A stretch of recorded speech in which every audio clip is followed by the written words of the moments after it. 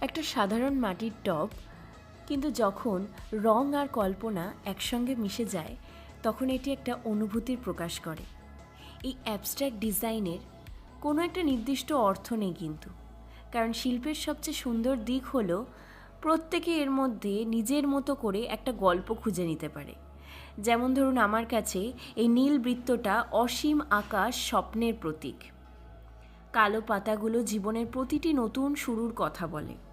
লাল রং সাহস, ভালোবাসা আর প্রাণ শক্তির প্রতিচ্ছবি। আর সবুজ রং মনে করিয়ে দেয় প্রকৃতিই আমাদের সবচেয়ে বড় অনুপ্রেরণা।